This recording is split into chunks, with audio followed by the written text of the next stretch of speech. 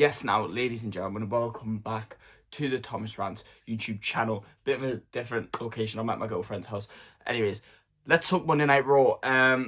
Pretty decent. There's a couple of things I'd like to kind of go in on. But in terms of this episode of Monday Night Raw, I would have rather watched this episode of Monday Night Raw than the whole Royal Rumble PLE. And that's just speaking fact. Because, like I said in my video, the Women's Royal Rumble, great. That was a great Rumble, right? Wasn't necessarily the best of all time, but it was like, I'm happy with that being the Rumble. That was very good. AJ Styles shouldn't have retired. That was a massive disappointment. Drew McIntyre and Sami Zayn didn't have much to the match. It was just a match, really. And then the Men's Royal Rumble, I mean, what a disappointment that was. Anyways, right? And I initially want to talk about let's start with what kicked off the show. Obviously, as we know, Bron Breakker was meant to enter number 1. Graphic got leaked. So then they changed it to number 2. They played this whole story that Paul Heyman was mad at Adam Pearce for screwing Bron Breakker because he had to let him in the Rumble. So he's put him in at number 2. He then got attacked and was eliminated instantly by Overfemi. So naturally, Bron Breakker came out, kicking up a bit of a fuss. It was weird because he's raging, he's angry, but he's slowly chucking everything about. He grabs a microphone, and the rest of the division are coming down trying to calm him down, but he's just calling out Adam Pearce. He's like, Adam Pearce, get out here, get out here. And he did. And then he chose to insult Bron Breakker even further and say, you're lucky I still allow you on the show after your poor performance, which is mental. LA Knight came out and kicked up a fuss, and there was all this. Paul Heyman didn't fail to mention, though, that Adam Pearce is talking bullshit because Adam Pearce has to approve the visas, and such as Adam Pearce, it's Nicholls as well, and all the other executives in WWE, but it's a good story to go off of, that all the visas of all the wrestlers and the talent coming there have to be approved by these general managers. So how he doesn't know who the masked man is a joke, and that's a fair point.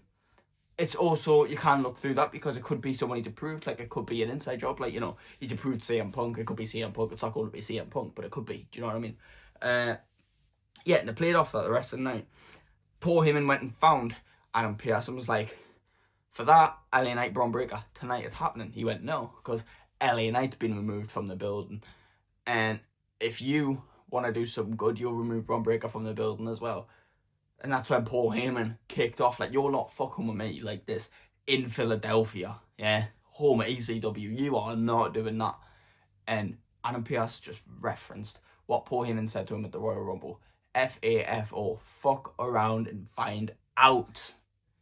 This is a real one. I love it because it's not just active wrestlers. You've got a general manager and a manager, like a wrestler's manager. Like, these guys are like the business. They're the brains behind everything. It's perfect storytelling. I can imagine we're going to get that match in a couple of weeks anyway. And we're going to have Bronson Reed Penta. So Bronson Reed and Penta had a match. It was going pretty well. And Penta knocked the referee down. Bronson was about to win. And I thought Paul Heyman was going to call corruption again, saying why was the referee conveniently out the way. But no, this is when Bronson Reed went to get a chair. LA Knight interrupted, hit Bronson Reed on a chair, and then he got counted out. Quite a fast count, I will add. But we'll leave it at that. And as you can imagine, yeah, tensions were pretty high. Logan Paul and Austin Theory chased LA Knight out there. LA Knight needs to be done with the division at some point. I know he's come back because he got taken out by them, cool, but let's finish the story quick, get it wrapped up, get him a good match for Mania. Let's not run Bron Breakker LA Knight in Mania. Come on now. How many main events of Raw has that been? You know, so let's not do that. AJ Styles' music hit, and here we all thought, yeah, comes AJ Styles for a retirement speech, because just because he lost his match and retired, his contract was technically not up, and yes, he's retired, but he's allowed to come back and say goodbye, you know, he's allowed to cut a promo. But no, it was Gunther coming out to AJ's music, mocking us all. It changed to his music, he's laughing, and on the Titantron it has the Courier Killer. He came out, said AJ Styles made the same mistake that Goldberg and John Cena did. When you fuck with the Courier Killer, your career and legacy are no more. Out comes Dragon Lee, former friend of AJ Styles, and as AJ did for John Cena when John Cena got retired, he wasn't having the disrespect from Gunther. He started attacking him and all this sort of shit, and it had a good scrap. And then Gunther eventually started choking him out, and then choked him out again over the ropes. And fantastic selling from Dragon Lee. This is what I want. I don't want this fake bullshit selling that Raquel Rodriguez had in their match, right? Where Gunther's choking him over the ropes, and he slumps, his body flops, and yes, he's hanging from Gunther's arms, but then when he lets go of him, the way he flops, it's as if he has no motion in his body, right? You've just got to let yourself fall how your body will fall, right? Because that's what happens when you're out. That's way more realistic, not like some fake ass photo where your hands go down. Come on now.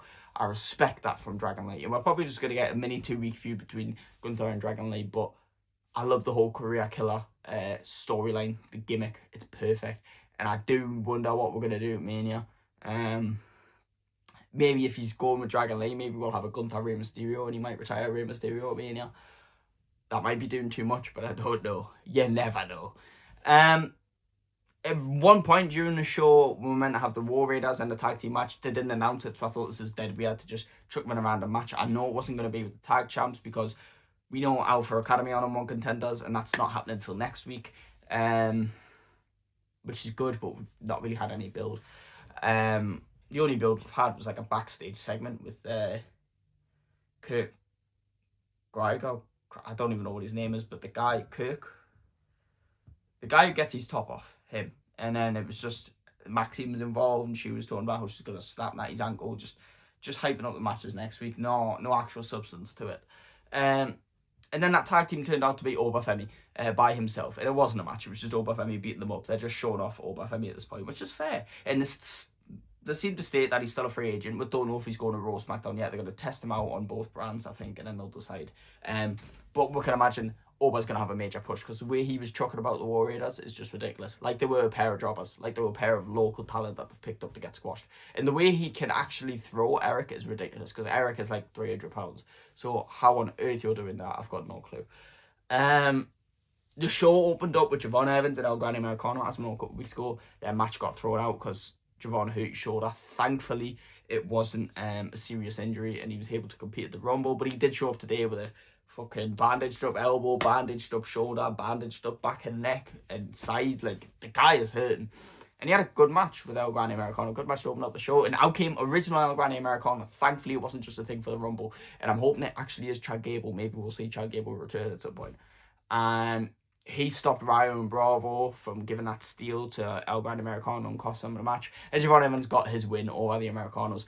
And he's done now. He's beat Ryo, he's beat Bravo, and he's beat El Grande Americano. We can move on, and maybe we'll start this feud between the original El Grande Americano and the new El Grande Americano.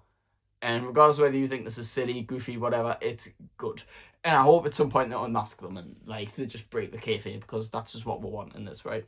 We want to be like, look how much spotlight we've put on Ludwig Kaiser and Chad Gable, and just because they weren't their characters, right? Even though we all know who they are, but look how they were able to shine, right? So why can't we do that for Ludwig and Chad? It's only gonna raise their stocks. It's only gonna raise their stocks. So yes. Elimination Chamber qualifying matches start next week, which I love. But at the same time, right, Elimination Chamber's in Chicago, and if you look at the logo, it is very CM Punk themed. The Chamber's blue, and in between each pod, they've got a star. It's very CM Punk themed, right? And I know it's tradition now to, winners of the Rumble get a title shot at Mania, and then the other title that's not chosen by the winner goes to the winner of the Chamber. And we've done that many years, and yes, it works, and I've got no problem with it at all, but occasionally I like to see the title defended in the Chamber. It makes the Chamber feel that much more special. And if it's in Chicago, CM Punk's got to be at the Chamber. And I know they're probably building a match with Finn Balor, but I would quite like to see CM Punk defend that World Heavyweight title in the Elimination Chamber. Now, I'll get to CM Punk and that World Heavyweight title at the end because there's a lot to cover with that, and I'm very excited to talk about it. But there's other things I want to talk about first, like the return of Dirty Dominic Mysterio. I mentioned how they did mention probably about a month ago, that Dom was injured, and they've not mentioned nothing since. And I felt like that was just bad because we've built up this rule over the years of WWE that when a champion is injured for longer than like a month, they need to relinquish the title because it needs to be defended every 30 days. Obviously, titles aren't always defended every 30 days, but they need to be active to defend it. Do you know what I mean? If other circumstances happen, other circumstances happen. But if Dom's out of action for more than 30 days, they should take the title away from him. But they've not updated us on nothing. They've not even mentioned his name. And that is, I felt like that was on purpose because they didn't want to bring it up. They didn't want people thinking about Dirty Dom.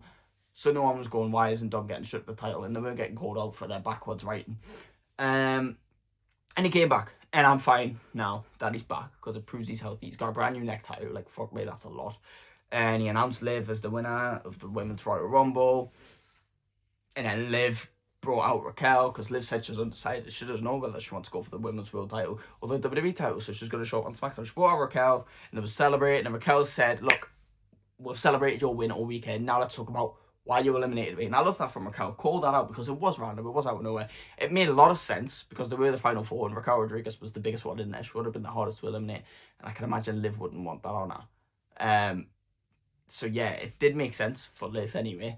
But at the same time, obviously you're gonna call that out, because it's very, like, that's your best friend, you know. She's not hesitated to eliminate you. And Liv kind of just went, oh, I know you're not a selfish person, and I know you're gonna win this title, and I just felt like that should have been my opportunity. And basically, in a way of just saying, bitch, I was gonna win it. And that's when Raquel just kind of sarcastically was like, okay then, don't come out into my match tonight, because I want to win this for myself. I want to prove I'm the best bitch, and when I win this title, prove I did it myself. And I'm backing Raquel, because she's been doing good these last couple of weeks. She's not been botching as much lately. She's not been messing up on the mic, and that wasn't until tonight. And what originally annoyed me, right, because yes, this was the last match of the night, but it wasn't the last segment. It wasn't the last part of the show. It wasn't the main event technically.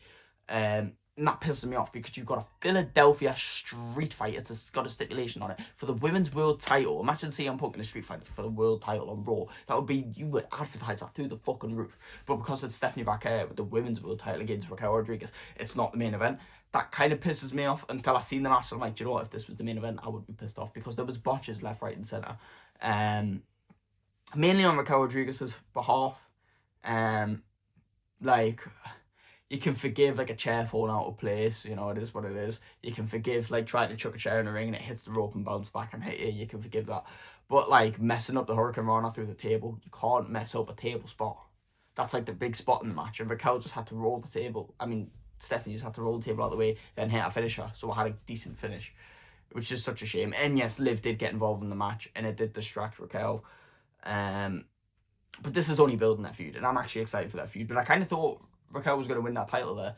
And while I'm happy that Stephanie retained, I just thought by Raquel winning the title, that would mean we had a solid Liv and Raquel is going to happen in Mania for the title.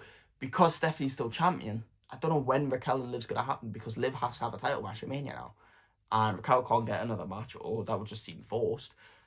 So are they going to fall out and have their match before Mania? Because that's not going to make a whole lot of sense, because Liv picked up that world title. She's going after that world title. And as much as I think Liv and Stephanie makes a lot more sense than Liv and Jade, that just feels like the better match.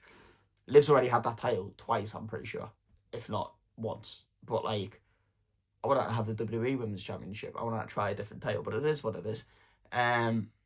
So I don't know how exactly the timeline's going to work, but I'm excited for the feud regardless. Because the Judgment Day is breaking up, let's just be honest. Finn is going to go his own way, Raquel's going to go her own way, and we're not just going to have a faction of JD, Dom, Liv, and Roxy. Like, no.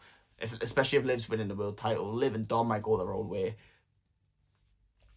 Everything's splitting up. I think this is finally might be the end of it. They're not just going to drop Finn and Raquel and get 2 more members. It's not going to live on any longer. And as much as that makes me sad, because I've always liked the Judgment Day, it just is what it is. I also forgot to mention how the Bella twins came back. Obviously, we know Brie Bella came back at the Rumble. Nikki came out with Brie, right? And announced that Brie's back officially, just like Nikki Bella. They're both chasing that. And Brie says, you know, it's not just because Nikki came back, but it kind of is, let's be honest. And I did not expect this, so I'm pretty happy about it. But also, Nikki Bella just turned heel, and now she's just turning babyface again. Because her and Brie are going to enter the women's tag division, because it's on fire right now, and they're going to chase Rio. Either they're doing one of two things. Either the Bellas are genuinely just capitalising on how much the women's tag division is being used, or WWE seeing how dead the women's tag division was, and they're seriously trying to build it while neglecting the solos division in a way. Yeah, that's what I forgot to mention. Now let's talk about that world heavyweight title. Finn Balor cut a promo, calling out the bullshit, saying he's had respect for people all these years. Regardless of how well he's been doing in his career, he's always respected the business, but the business hasn't respected him back. And what he did in Belfast for the world title wasn't just a one-off. He's done that constantly for years. He's always been that good performer. This was just his moment to shine. And then to do all that and then get told there's not space in the Rumble, and there's people like fucking Rusev in the Rumble. He didn't say that, but I'm saying that. You have Rusev in the Rumble, but you can't have Finn Balor. Not a dig at Rusev, just has not done anything with him, right? Yeah. And then he went in on CM Punk saying, I will take that title, essentially. Later on in the night, out comes Roman Reigns, winner of the Rumble, and pointed out how significant it was for him to be here in Philly. Won his first ever world title in Philly. The last time he lost his historic reign was in Philly. Won his first Rumble in Philly, and that went down like a... I don't know what the saying is, but it went down badly. So it was quite symbolic for him to be here in Philly and announce who he's going to be facing. He asked the crowd, do you want Drew McIntyre? They all booed. Do you want CM Punk? Yes, they all cheered. Me personally, I'm not gonna hate on it because there's a brilliant feud there. I don't like CM Punk as much as I like Drew McIntyre. That's just my personal preference. And we did kind of see Roman CM Punk last year at Mania. Obviously, Seth was in the mix, and there is history and a potential story for Roman and Drew. But at the same time, the story for Roman and Punk is just as good. And Roman's never had the big gold, the World Heavyweight titles, so that makes a lot more sense, I suppose. Yeah, so out came CM Punk, expecting him to answer. Cuts Roman off, starts talking about Finn Balor. Starts cutting a promo on Finn Balor, I will get you, all this sort of stuff. Roman's not having a disrespect, and this is what I was here for, right? Because CM Punk said, oh, sorry, I interrupted you. You're the guest here, this is my show, I'm the champion, all this sort of shit, right? And he's the babyface, by the way, right? And they went in on each other, calling each other out for their bullshit. CM Punk had some good points, but I back Roman every single step of the way. Yeah, because CM Punk said Roman followed in his footsteps for having a Paul Heyman, for having a historical long title reign. I'm not being funny. You weren't the first Paul Heyman guy. You weren't the first guy to have a long title reign, right? Roman Reigns was the first guy since Hulk Hogan to have a title reign that long, CM Punk. Yes, and you weren't the first Paul Heyman guy. Were you trying to copy off Brock Lesnar's footsteps by having Paul Heyman, by trying to be an MMA fighter, by like trying to look like the toughest guy in the room? It ain't gonna work, big man, right? And then Roman had a very good point, right? Of, you wouldn't be here if it weren't for me and my family. Because CM Punk liked to call out the fact that Roman had people to help him defend that championship. Fair point. Roman did have people to help him defend that championship. But at the same time, Punk, you're not meant to be champion. If it wasn't for Seth getting injured, you wouldn't be champion right now. You are simply covering for Seth. That's all you're doing. You're filling in, right? That's just me saying that personally. Yes, and if it wasn't for Roman and his good gimmick and the work he'd done since 2020, since he came back from being off for 6 months for COVID or whatever, if it wasn't for the work he'd done for those 2 years and putting a relevant, exciting storyline back into WWE, there wouldn't be no commercialization. There wouldn't be no Cody Rhodes. There wouldn't be no Netflix. There wouldn't be no CM Punk coming back. Yeah, because it was with all that success that WWE just built up, and WWE was able to explore these different avenues, bring different fans back, make things possible. And yes, there's an argument that it could have been Triple H getting in charge, because Vince McMahon might have never brought CM Punk back, and Triple H did, right? There's that argument, right? But at the same time, there's a strong case for Roman as well. And Roman outmiked CM Punk, and I loved it because CM Punk outmikes everyone. Like, he's the shit. I'm not being funny. You're not 2012 CM Punk anymore. You've not got the same in-ring ability. You've not got the same mic skills, and you don't have the same personality. Yes, Mr. Cult of Personality. You're not the same guy. You're washed up and chasing that glory. Washed up's a bit harsh, but in my opinion, you're overrated. Respectfully, you are overrated. And Roman Reigns is that guy, and he came back and proved it. And I don't exactly agree with him saying that, you know, they've not really built stars since he's went back, because I'd argue they have more stars than ever right now. Yeah, there's just not one definitive guy over everyone else. But that's because everyone else is up at that same level. Yes, CM Punk is a star. Cody Rhodes is a star. Drew McIntyre's even a star. Like, Rhea Ripley's a star. And I could go on for ages. Dom and all that sort of shit. There's no point, right? Roman proved why he was the guy there, and I love it. And if Roman don't win this match, I will be so fucking pissed off. I will be so fucking pissed off. Because the way he cooked CM Punk on that promo, oh, give me that every week and I'll be a happy man. And to be honest, this is why I think CM Punk should defend in that chamber, right? Because he should show Roman Reigns why he is that guy. Yeah, he should defend in that chamber, have Roman watch on, and be like, okay, Cool. Because Roman Reigns called him out for the bullshit. Although he shook his hand, he called him out for the disrespect. And he says he does hate him. And it was weird that him and Cody had this thing after the War Games, because that was never the avenue they were going to go down. And it made zero fucking sense. Especially since Roman and Cody had already been and done their feud and made up since. CM Punk and Roman haven't done this one-on-one. Not since CM Punk's been back. And yes, they had the triple threat, but they didn't really make up either. They just coexisted, right? So I need Roman to win this world title at WrestleMania. And I'm actually hyped now after that promo. Because Roman Reigns got his aura back. He got, like, yes, he's been part-time since he lost that title, but he's officially back. The promos are back. The aura's back. It's just, I'm ready for it. I'm ready for Roman to win that big gold and dominate with it. And if you ask me, this WrestleMania was meant to be Roman Seth. It was meant to be Roman Seth. Maybe for the world title, maybe non-title. It doesn't matter. We're getting Roman Punk instead. Punk is the champion, filling in the space for Rollins. But Roman needs to win that title. And if he doesn't, I'll be so mad. But that's my opinions on Raw. Let me know what you think. Like, comment, and subscribe. And I will see you in the next one. Goodbye.